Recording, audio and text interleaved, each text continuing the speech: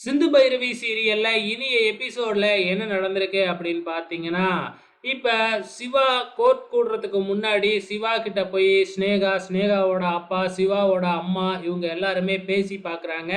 So நீ சிந்துவ விவாகரத்து பண்றேன்னு சொல்லு. அது மட்டும் இல்ல, சினேகாவோட சேர்ந்து வாழ்ற மாதிரி சொல்லு. அப்படின்னு சொல்லிக்கிட்டு இருக்கிறாங்க.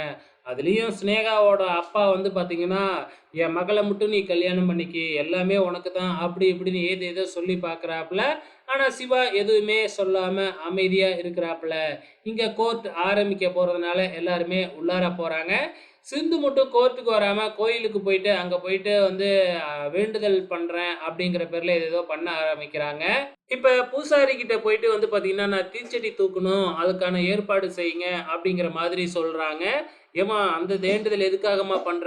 அப்படிங்கிற மாதிரி கேட்க, இல்ல நான் பண்ணணும் அப்படின்னு நம்ம சிந்துவும் விடாப்பிடியா இருந்துகிட்டு இருக்கிறாங்க. இங்க கோர்ட் கூடிடுது. ஜட்ஜ் வந்து பார்த்தீங்கன்னா, சினேகாவையும், சிவாவையும் கூப்பிடுறாங்க. ஃபர்ஸ்ட்டு சினேகா என்ன சொல்றாங்க அப்படின்னு பார்த்தீங்கன்னா, சிந்துவுக்கும், சிவாவுக்கும் விவாகரத்து பண்ணி வச்சுட்டு எங்க 2 பேத்துக்கும் கல்யாணம் பண்ணி வையுங்க அப்படிங்கிற மாதிரி கேட்குறாங்க. அதுக்கப்புறம் சிவா கிட்ட நீங்க என்ன முடிவு எடுத்திருக்கீங்க?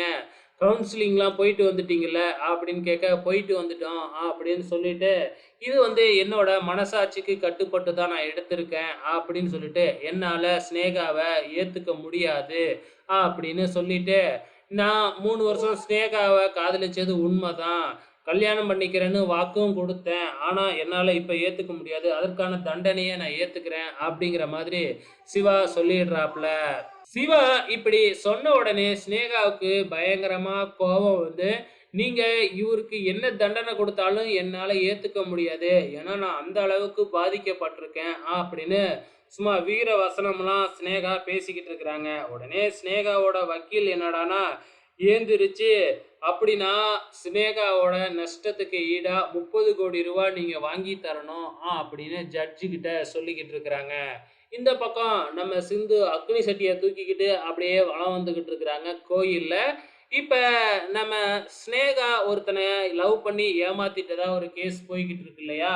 ஸோ அவங்கள கூட புடிச்சு வச்சிருக்கிறாங்க. ஆனா அந்த பையனோட ஃப்ரெண்டு வந்து பார்த்தீங்கன்னா, கடத்திக்கிட்டு போயிட்டு இருக்கிறாங்க.